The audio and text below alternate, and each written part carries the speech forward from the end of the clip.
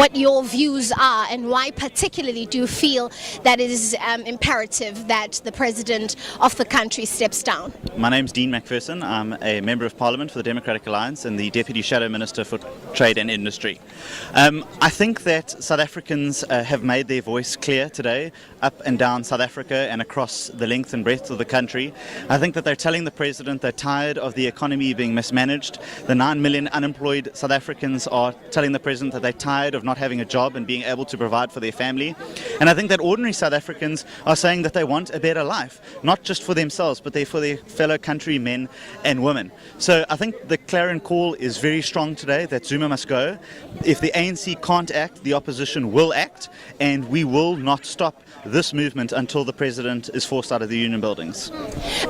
Mixed feelings or views out there. Some are saying that the DA makes a noise when the certain people, certain things are done. What about the ABSA issue? There was no formalized marches or protests, etc. So this is a specific attack to the President. What are your views in that particular reasoning to the masses? Well, we've been very consistent when it comes to issues like bank collusion. We've made our voices very, very strong. We're saying that it's not acceptable because it hurts the poorest of the poor. When it comes to issues like land, very emotive issues, we have put very, very strong proposals on the table. And we've said we must redistribute land. We must ensure that South Africans have access to land and access to title deeds. But I think this particular issue today goes to the very nexus of what is wrong with South Africa. We've got a governing party that cannot control its president. We've got a president who has gone rogue,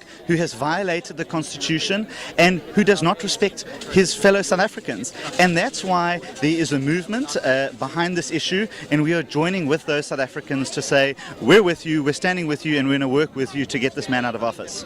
So what do you hope that you have achieved here today by this demonstration? And should you not succeed as the DA with the motion of the President stepping down, what will be your next step? What is your next call of action then? Well, I mean, obviously the next thing to look forward to is the motion of no confidence. We're lobbying ANC MPs hard to find their conscience, to find their love for South Africa and to put South Africa first. But ultimately, the only way that you can remove a corrupt party that puts itself first above South Africans is to vote them out of power. So ultimately, this thing has to end at the ballot box. Citizens need to realize that they have the power to hire and fire their government. And so we're going to be mobilizing South Africans across the country, getting ready for 2019, telling them that they have the power. If the ANC don't want to use that power to get rid of their president, that they can do so at the ballot box in 2019. But they're going to have to register to vote, they're going to have to get their streets, they're going to have to get their communities organized, and they're going to have to get ready for that important moment in 2019. How is the petition going? What are the numbers that you have acquired yet through the petition? Well, I think we're at over 500,000 now. It's unprecedented. Is that a national number? A national number, and that's growing by the day. I think Metro Police told us today that we had 20,000 people here today. That's unprecedented for any kind of march in Durban.